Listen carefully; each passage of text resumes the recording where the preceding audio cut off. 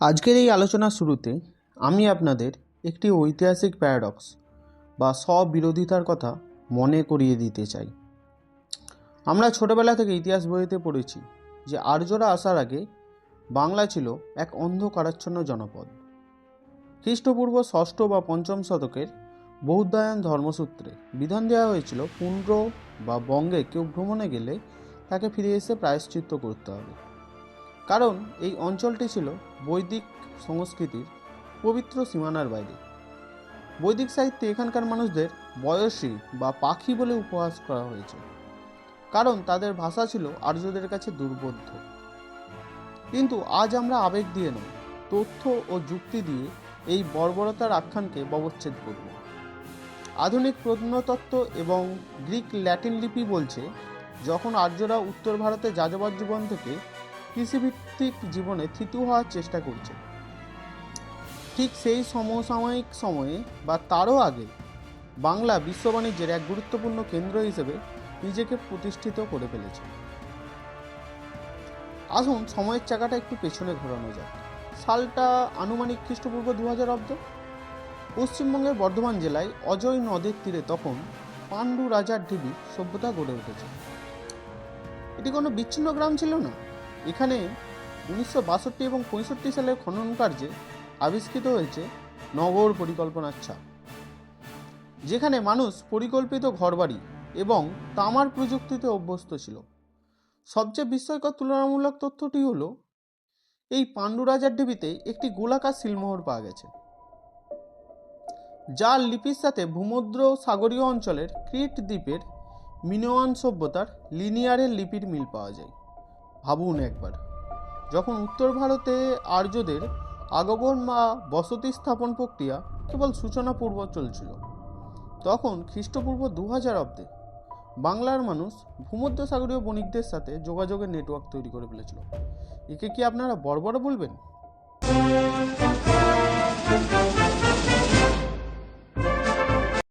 বাঙালির সবচেয়ে গর্বের বিষয় সম্ভবত খ্রিস্টপূর্ব 3326 অব্দের সময় বিশ্বজয়ী আলেকজান্ডার যখন পাঞ্জাব পর্যন্ত এসে থমকে গেলেন।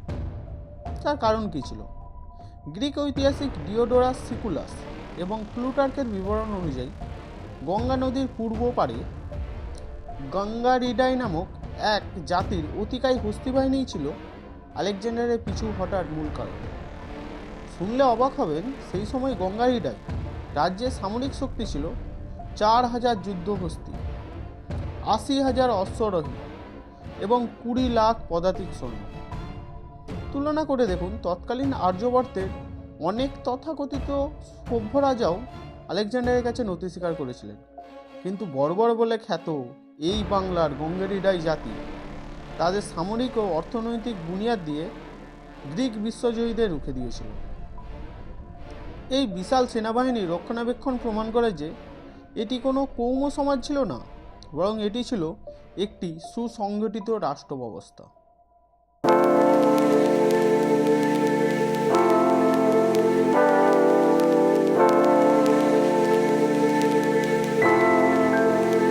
সভ্যতার মানদণ্ড যদি অর্থনীতি হয়, তবে প্রাক আর্য বাংলা ছিল এক পাওয়ার হাউস। রোমান ঐতিহাসিক প্লিনি দ্য এল্ডার খ্রিস্টীয় প্রথম শতকে আক্ষেপ করেছিলেন যে রোমান সাম্রাজ্যের বিপুল স্বর্ণ ভারতে, মূলত বাংলায় চলে যাচ্ছে বিলাসদ্রব্য পণ্য কিনতে। কি ছিল সেই পণ্য? মসলিন, যাকে রোমানরা বলতো ওভেন এয়ার। চন্দ্রকেতুগড়ের সিলমোহরে ত্রোপক বা কোটারার মতো সমুদ্রগামী জাহাজের ছবি প্রমাণ করে বাঙালিরা কেবল নদী নয়, সমুদ্র বাণিজ্যও দক্ষ ছিল। এখানে আরেকটা তথ্য জরুরি, বাঙালিরা দক্ষিণ পূর্ব এশিয়া থেকে টিন ও মশলা আমদানি করত এবং তা আবার রোমানদের কাছে রপ্তানি করত। অর্থাৎ আজকে যাকে আমরা ইন্টারন্যাশনাল ট্রেড হাব বলি, প্রাচীন বাংলা ছিল তাই। প্রাচীন বাংলা মানেই কি কেবল জঙ্গল আর কৃষি? একদমই না। আজ থেকে 2-2.5 হাজার বছর আগে আমাদের শিল্পকলা ছিল বিশ্বমানের। প্রমাণ চান? উত্তর 24 পরগনার চন্দ্রকেতুগড়ের দিকে তাকান। একে বলা হয় পোড়ামাটির শিল্পের খনি। এখানকার টেরেকোটা ফলকগুলোতে নারীদের কেশবিন্যাস আর গায়ের সূক্ষ্ম ও ভারী অলংকার দেখে আধুনিক ফ্যাশন ডিজাইনাররাও অবাক হতে পারত। প্রেমী যুগল থেকে শুরু করে শস্য কাটার দৃশ্য সবই উঠে এসেছে এই মৃৎশিল্পে। অন্যদিকে ছিল আমাদের তাঁত শিল্পের জাদুকরী দক্ষতা। আমাদের তাঁতিরা বুনতেন এমন মিহি মসলিন কাপড়, রোমানরা অবাক হয়ে যার নাম দিয়েছিলেন ওভেন এয়ার। এছাড়াও উয়ারি বটেশ্বরে পাওয়া হাজার হাজার আধা মূল্যবান পাথরের পুঁতি প্রমাণ করে যে পাথর কেটে অলংকার বানাতো আমাদের জুড়ি মেলা ভার ছিল।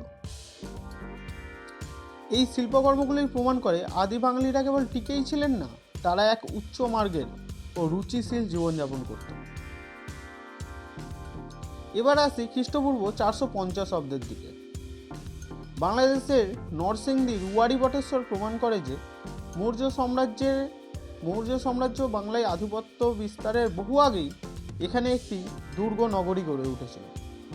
এখানে প্রাপ্ত হাজার হাজার পাঞ্চমার্কর রৌপ্য মুদ্রা বিশ্লেষণ করলে দেখা যায় এগুলো মৌর্য আমলের মুদ্রার চেয়ে স্বতন্ত্র এবং ভিন্ন প্রযুক্তিতে তৈরি। এর অর্থ কি? এর অর্থ হলো অর্থনৈতিকভাবে বাংলা পরনির্ভরশীল ছিল না।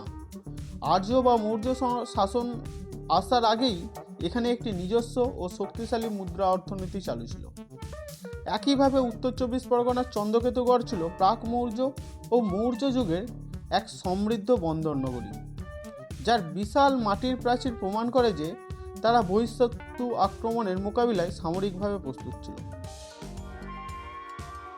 সুতরাং বন্ধুরা, ইতিহাসের এই নির্মোহ বিশ্লেষণে একটি বিষয় স্পষ্ট: আর্যীকরণের ফলে বাংলায় সভ্যতা এসেছে, এই ধারণাটি একটি ভ্রান্ত ও ঔপনিবেশিক মানসিকতার ফসল। বরং সত্য হলো খ্রিস্টপূর্ব 2000 অব্দের আগেই আমরা তামা গলিয়েছি ও ঘর বানিয়েছি। খ্রিস্টপূর্ব 4th শতকে আমরা বিশ্বের সর্বশ্রেষ্ঠ সেনাপতিকে ভয় দেখিয়েছি। আর্যরা যখন জব ও গম চাষে ব্যস্ত, আমরা তখন ধান ও মুসলিম দিয়ে বিশ্ব বাণিজ্য নিয়ন্ত্রণ করেছি। আমাদের পূর্বপুরুষরা বর্বর ছিলেন না, বরং তারা ছিলেন অদম্য সাহসী এবং প্রযুক্তিগতভাবে উন্নত। প্রায়শ্চিত্ত তাদের করার প্রয়োজন নেই, বরং ইতিহাসে ভুল ব্যাখ্যার প্রায়শ্চিত্ত করার সময় আজ আমাদের এসেছে।